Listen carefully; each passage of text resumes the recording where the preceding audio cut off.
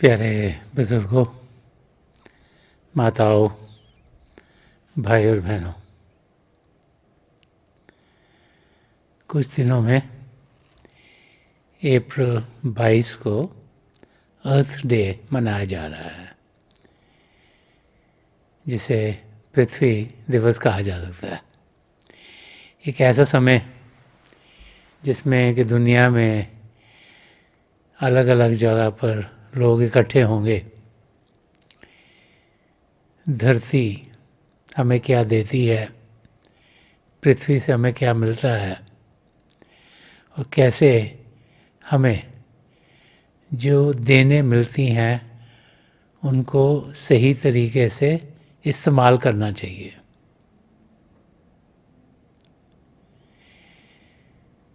पिछली सेंचुरी में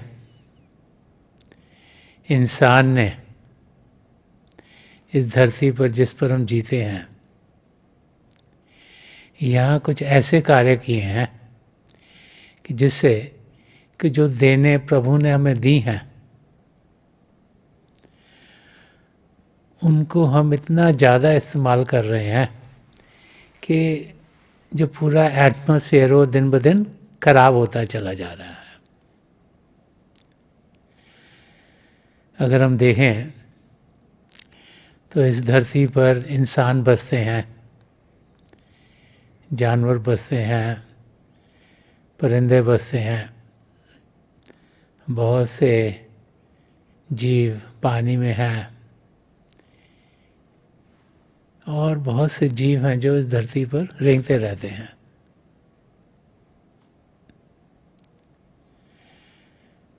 प्रभु ने पेड़ पौधे लगाए ताकि हम इंसान ऑक्सीजन उनसे ले सकें और जो कार्बन डाइऑक्साइड हम निकालते हैं वो पेड़ पौधे ले सकें ताकि ज़िंदगी चलती रहे। लेकिन पिछली सेंचुरी में जिसे हम कहते हैं कि डेवलपमेंट हो रही है, उसमें बहुत से पेड़ काटे गए हैं। बहुत सी जगह जहाँ जंगल होते थे वो हटा दिए गए हैं और वहाँ पर कंक्रीट की बिल्डिंग्स, सड़कें, ऐसी चीज़ें आनी शुरू हो गई।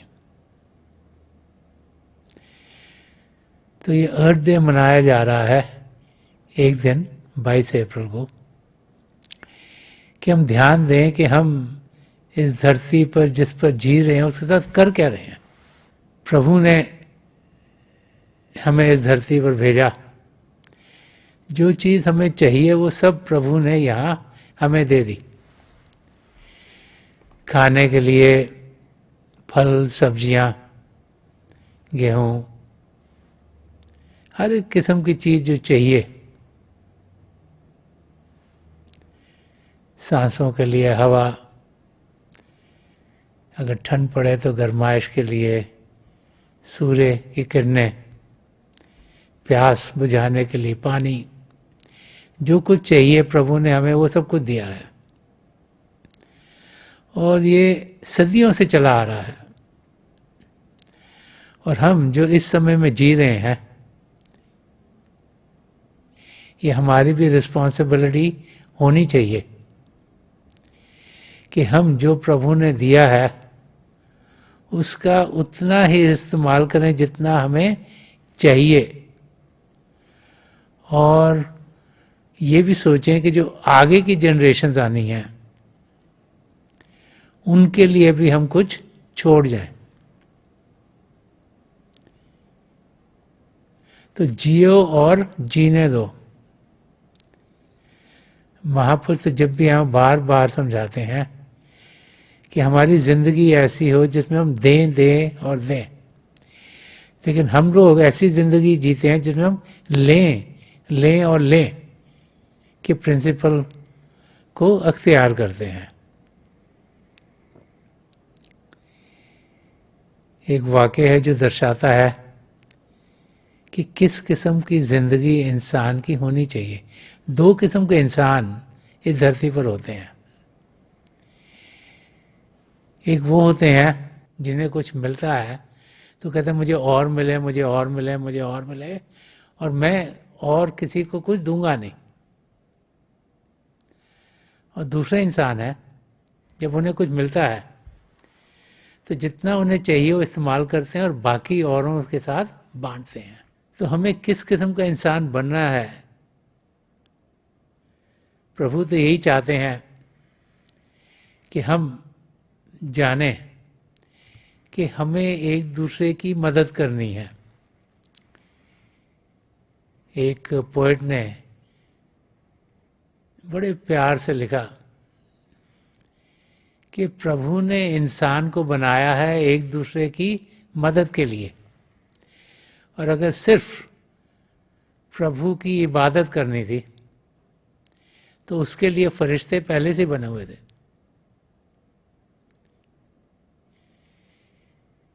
कि प्रभु ने हम सबको बनाया है ताकि हम एक दूसरे के मददगार हों, एक दूसरे को सेवा भाव से अपनी जिंदगी का हिस्सा बनाएं।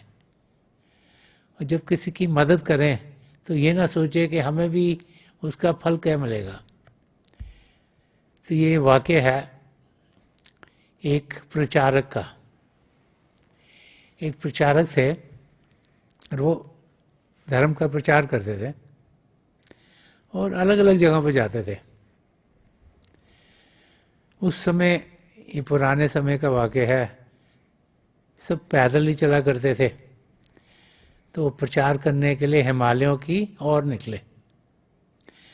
वहाँ क्योंकि चीज़ें और जगह नई थी उनके लिए, तो उन्होंने एक गाइड को रखा कि गाइड उनको ले जाया करे जहाँ जहाँ वो जाना चाहते थे।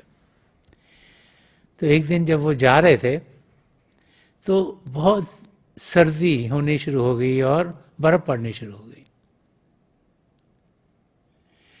तो जो गाइड था उसने कहा कि हम तेज़ी से चलें, क्योंकि मुझे मालूम है कि कुछ मील दूर एक मॉनेस्ट्री है, ताकि वहाँ पहुँच जाएंगे तो वहाँ रात भर आराम करेंगे, फिर अगले दिन देखेंगे आगे कैसे जाना है, कितनी बर्फ़ पड़े उस लिहाज से देखेंगे। तो थोड़ी तेज़ी से दोनों चलने शुरू हो गए। तो जैसे ही चल रहे थे बर्फ़ और तेज़ी से पड़नी शुरू हो गई, और जैसे जा रहे थे तो एक मोड़ आया जिन पर उन्होंने मुड़ना था। छोटी सी एक पगडंडी बन रही थी जो लेनी थी उस मॉनेस्ट्री तक पहुंचने के लिए। जैसे ही मुड़े तो उन्हें लगा कि कहीं से आवाज़ आई है कि किसी का मेरी मदद करो। तो प्रचारक रुक गए और गाइड भी उनके साथ रुक गया। उन्होंने आवाज़ दी कि कौन है और कहाँ पर हो। तो बड़ी दूर से लगा ऐसे जो नीचे से आवाज़ आ रही है कि मैं नीचे हूँ, कि मैं ऊपर पगडंडी पर चल रहा था, मेरा पैर फिसल गया और मैं गिर गया हूँ, और मुझे लग रहा है कि मेरी लात जैसे टूट गई है, मुझसे खड़ा भी नहीं हुआ जा रहा। तो जो गाइड था उसने कहा प्रचारक को कि हमें यहाँ रुकना नहीं चाहिए। उसने कहा कि हमें कुछ समय लगेगा मानस से पहुँचने के लिए, रास्ता बहुत ख़राब है, छोटी सी पगडंडी है, बर्फ़ भी बहुत पड़ रही है। तो प्रचारक ने कहा नहीं नहीं, हमें तो उसकी मदद करनी चाहिए। वो गिरा हुआ है, हम चले जाएंगे तो मर जाएगा इतनी ठंड में, उसे खड़ा भी नहीं हुआ जा रहा। तो गाइड ने कहा कि हमें यही समझाया जाता है कि हर एक के कर्म अपने अपने हैं। अगर उसका कर्म होगा कि उसने यहाँ पर ही जाना है तो उसको यहाँ पर ही जाना होगा। तो हम अपनी जान को बचाएं और हम कोशिश करें कि हम पहुँच जाएं मॉनेस्ट्री तक, ताकि हम आराम से रात को गुजार पाएं। तो प्रचारक ने उससे कहा कि नहीं नहीं, मैं तो इसकी मदद करने जाऊंगा। तो गाइड ने कहा ठीक है, तुमने जाना तो जाओ, और ये रास्ता है, उसको बताया रास्ता, इतनी दूर यहाँ जाना है, इतनी दूर यहाँ जाना है, इतनी दूर यहाँ जाना है, वहाँ पे मॉनेस्ट्री है। तो मैं तो नहीं रुकना चाह रहा, क्योंकि मुझे लग रहा है कि यहाँ पर अगर मैं रुक गया तो फिर शायद मैं मॉनेस्ट्री तक पहुंचूंगा कि नहीं पहुंचूंगा। तो जो गाइड था वो चला गया। जो प्रचारक थे बड़ी मुश्किल से नीचे उतरे, उस आदमी को ढूंढा, जहाँ पहुंचे तो देखे वो बड़े दर्द में था, कर्रा रहा था। उन्होंने अपना जो बैकपैक था उसमें से कंबल निकाला, उसको कंबल के ऊपर लटाया और अपने कंधे पे उसको लटकाया और कंबल को बांधा ताकि उसको अपने कंधे पर उठाकर चल सकें। बर्फ़ बहुत ज़्यादा पड़ी, बड़ी मुश्किल से आस्ते आस्ते आस्ते वो वापस उस पगडंडी तक पहुँचे और तब तक पसीने पसीने आ रहे थे, चाहे इतनी ठंड थी कि बड़ी मेहनत लग रही थी। उस आदमी ने प्रचारक से कहा कि लगता नहीं कि मैं बच पाऊंगा, तो आप मुझे छोड़ दीजिए, यहाँ पर आप चले जाइएगा। लेकिन प्रचारक ने कहा कि नहीं, जितनी मेरे में हिम्मत है, जितना दम है, तब तक मैं तुम्हें मॉनेस्ट्री तक लेके जाऊंगा। और आस्ते आस्ते कभी वो चलें, कभी रुकें, कभी बैठें, फिर उठें, फिर रुकें, फिर चलें, ऐसे ऐसे आस्ते करते करते रास्ता जो गाइड ने बताया था उस पर चलते चलते दूर से उन्हें दिखाई दिया कि वो मॉनेस्ट्री दिख रही है और लाइटें उसमें जली हुई हैं। अंधेरा हो गया था। जैसे ही थोड़ा आगे बढ़े तो प्रचारक, जिन्होंने उस इंसान को जो गिर गया था अपने कंधे पर, बैग पर रखा हुआ था, वो एकदम लड़खड़ाए और गिर गए। कोई चीज़ उनके सामने आई जो कि बर्फ़ से पूरी भरी हुई थी, वो उनको पैर को लगे और गिर गए। जैसे ही गिरे तो बड़ी मुश्किल से दोनों बचे। प्रचारक जब उठे तो उन्होंने बर्फ़ हटाई तो देखा कि मॉनेस्ट्री के बिल्कुल ही पास, जहाँ वो भी पहुंचने वाले थे, वो गाइड जो उन्हें छोड़ के आया था वही वहाँ पे गिरा हुआ उन्हें मिला। तब तक उसकी मौत हो गई थी, इतनी ठंड उसे लगी होगी। तो जब इस किस्म के वाक़े हमें सुनने को मिलते हैं तो यही समझाया जाता है कि जो इंसान अपने लिए जीता है वो कोई जीता नहीं, उसकी ज़िंदगी मौत के जैसे है। और जो औरों की मदद के लिए जीता है, जो औरों के लिए जीता है, वही ज़िंदगी हमें जीनी चाहिए। तो ये जो अर्थ डे है, ये जो पृथ्वी दिवस है, इसको अगर सही तरीके से मनाना है तो हमें जो प्रभु ने देने दी हैं उनका ख्याल रखना चाहिए। ज़्यादातर इंसान अंदर से कुछ और होता है, कहता कुछ और है, दिखावा कुछ और दिखाता है। हम सब यही कहते हैं कि हम अहिंसा को मानने वाले हैं, लेकिन कितने सारे जानवर हैं जिनको इंसान मारते हैं, कितनी सारी मछलियां हैं जिन्हें इंसान रोज़ाना मारते हैं, कितने सारे परिंदे हैं जिन्हें इंसान रोज़ाना मारते हैं। किसी भी धर्म की बुनियाद की ओर आप जाएं और उस धर्म की टीचिंग को समझने की कोशिश करें तो हर एक धर्म यही समझाता है कि दाउ शैल नॉट किल, कि आप मारोगे नहीं। वो ये नहीं कहता कि आप किसी इंसान को नहीं मारोगे, हम तो इंसानों को भी मार देते हैं। वो कहते हैं कि दाउ शैल नॉट किल, कि आप किसी को मारोगे नहीं। ये हर एक धर्म सिखाता है। लेकिन कितने लोग हैं जो अपने धर्म की टीचिंग्स को सही तरीके से फॉलो करते हैं। अब प्रभु ने जब यहाँ पर जानवर बनाए, परिंदे बनाए, कीड़े मकोड़े बनाए, मछलियाँ बनाई, इंसान बनाए, तो ऐसे बनाए कि सब एक दूसरे के साथ जीते हैं, एक दूसरे को असर करते हैं। अगर एक ही स्पीसीज को इंसान मार देगा तो उससे बैलेंस खराब होता है और पता नहीं लगता कि कोई और चीज़ जिससे शायद कोई और चीज़ में तरक्की होनी है उसमें खराबी होनी शुरू हो जाती है। हम लोग पेड़ों को काटते चले जा रहे हैं। हमें ऐसे जीना चाहिए कि अगर एक पेड़ कटे तो एक पेड़ कहीं और लगाएं। अगर कोई जगह चाहिए कुछ करने के लिए और पेड़ हमको काटना पड़ रहा है तो हम कहीं और जाके पेड़ लगाएं कि वो बैलेंस तो रहे, हार्मनी रहे। इंसान ये पिछली सेंचुरी में, जिसे हम कहते हैं डेवलपमेंट बहुत हो गई, इंसान ने इतनी खराबी की हुई है कि हर एक देश में देखो पोल्यूशन ही पोल्यूशन है। अभी पिछले दिनों ये कोविड का जो वायरस है, पेंडेमिक है, ये दुनिया के कोने कोने में फैला हुआ है। और इससे हुआ क्या कि हर एक देश में भाई बहन घरों के अंदर रहने शुरू हो गए, क्योंकि बाहर निकलने से ये बीमारी खुद पर आ सकती है, औरों में भी फैलाई जा सकती है। तो लोग घरों में रहने शुरू हो गए। सड़कों पे कारें चलने भी कम हो गई, बसें चलने भी कम हो गई, ट्रक चलने भी कम हो गए, फैक्ट्रियों में काम कम होना शुरू हो गया। उससे हुआ क्या, हर एक सिटी में जो पोल्यूशन थी वो बहुत कम हो गई।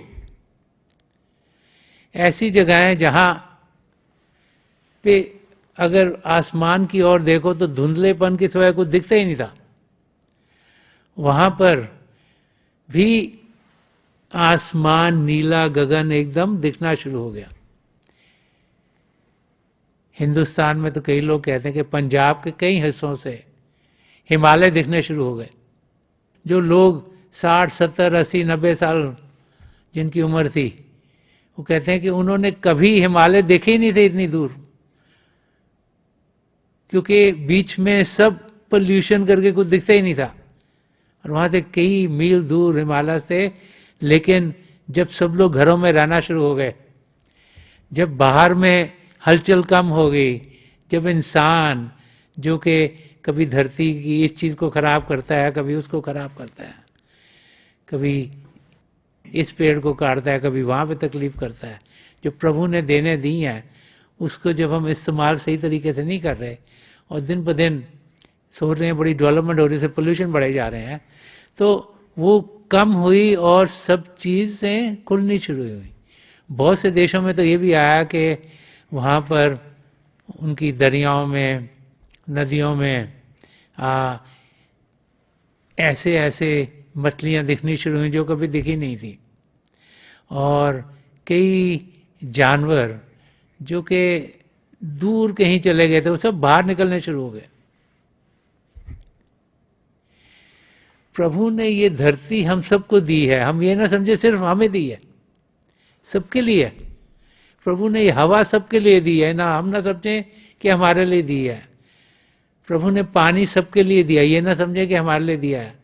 प्रभु ने ये हवा सबके लिए दी है, ये ना समझे हमारे लिए दी है। प्रभु ने ये पेड़ पौधे सबके लिए दिए हैं ताकि ये ऑक्सीजन दे सके, हम जी सकें। हम ये ना सोचे इसको काट देंगे, उसको काट देंगे, उतनी ऑक्सीजन आती रहेगी, और अगर ऑक्सीजन होगी नहीं तो कोई भी इंसान जी नहीं पाएगा। तो महापुरुष बार बार समझाते हैं कि हमें उस तरीके से जीना है ताकि हम सही तरीके से इस सृष्टि का महत्व क्या उसे समझ सकें, और सृष्टि के महत्व को समझने के लिए हम कौन हैं, हम यहाँ क्या करने आए हैं, हमारा रिश्ता नाता पिता परमेश्वर से क्या है, वही अध्यात्म का रास्ता है। और उसकी जानकारी हमें तब मिलती है जब हम अभ्यास करते हैं, और अभ्यास करने को ही मेडिटेशन कहा गया है, इन्वर्जन कहा गया है, कॉन्सेंट्रेटिंग विद इन कहा गया, कि शरीर को शांत करें, मन को शांत करें, ध्यान बाहर की दुनिया से हटाएं, प्रभु की ओर करें। पिता परमेश्वर हम सबके भीतर हैं, कहीं बाहर नहीं, कि ध्यान बाहर की जो माया की दुनिया है इससे हम हटाएं और अंदर की ओर करें, ताकि जो असलियत है उसकी हमें जानकारी हो। जब हम अंदर की दुनिया में बढ़ेंगे तो हम प्रभु के शब्द के साथ जुड़ेंगे। उसके दो रूप हैं, ज्योति और श्रुति। जब उस शब्द का अनुभव करते हैं, जो ज्योति और श्रुति का अनुभव करते हैं, तब जाके हमें समझ में आती है कि हम प्रभु से जुड़ सकते हैं। पिता परमेश्वर हमारे भीतर ही हैं, कहीं दूर नहीं। और जब ये अनुभव होता है कि पिता परमेश्वर हमारे भीतर ही हैं, तो अपने आप ये समझ आनी शुरू हो जाती है कि प्रभु हमारे अंदर है तो बाकियों के अंदर भी हैं। और तब समझ में आती है कि हम सब एक ही हैं, हम सब जुड़े हुए हैं। प्रभु की प्रेम की डोर ने हमें जोड़ा हुआ है और हम सब एक ही बड़े शरीर के अलग अलग अंग हैं। तो अगर आपके शरीर को या उंगली में कुछ लग जाए तो सारे शरीर में तकलीफ होती है। हम ये नहीं कहते नहीं छोड़ दो इस उंगली को, कोई फिक्र की बात नहीं, हम तो उसको ठीक करने की कोशिश करते हैं। तो ऐसे ही जब ये समझ आ जाए कि हम सब एक ही हैं, तो कहीं भी तकलीफ होगी तो इंसान मदद करने की कोशिश करता है, उस तकलीफ को हटाने की कोशिश करता है, क्योंकि उसे समझ में आ जाता है कि ये अपना ही है, ये कोई और नहीं। और यही समझ हमें आती है जब हम अपने अंदर प्रभु के शब्द के साथ जुड़ते हैं। और वो तब होगा जब हम अभ्यास करेंगे। तो थोड़ी देर के लिए आप सब अभ्यास के लिए बैठ जाइएगा। आप जहाँ भी बैठे आराम से बैठिएगा, अपनी आंखें बंद कर लीजिएगा। ये जो आंखों के डेले आईबॉल सीधे सामने होने चाहिए, जैसे 8-10 इंच आपके सामने फोकस हो। आंखें बंद करते ही वो भाई बहन जिन्हें नाम की देन मिली है, आप सिमरन कीजिएगा। और जो भाई बहन यहाँ नए हैं, आप पिता परमेश्वर के किसी भी जाति नाम का जाप कीजिएगा। जब मन ही मन करना, ऊंचा नहीं दोहराना। आपके सामने रोशनी के चिन्ह आपको देखने को मिलेंगे और समय के साथ बहुत बहुत नज़ारे जो आपको सुकून देंगे, सुख देंगे, चैन देंगे, खुशी देंगे, आनंद देंगे, वो नज़ारे आपको देखने को मिलेंगे। जो कुछ दिखता है उसके बीच में देखिएगा और उन नज़ारों का आनंद उठाइएगा। मेरी पिता परमेश्वर के चरण कमलों में जो पिछली सेंचुरी के महापुरुष हुए हैं, हजूर बाबा सावन सिंह जी महाराज, परम संत कृपाल सिंह जी महाराज और दयाल पुरुष संत दर्शन सिंह जी महाराज, उनके चरण कमलों में ये प्रार्थना है कि जो जो हम सब के लिए बेहतर है महापुरुष हमारी ज़िंदगी में वही ढालें, हमें प्रभु के शब्द के साथ जोड़ें और हमें अंदर की दुनिया में तेज़ी से लेके जाएं। थोड़ी देर में मैं आपको इस बैठक से उठाऊंगा और मेरी शुभकामनाएं आप सबके साथ हैं।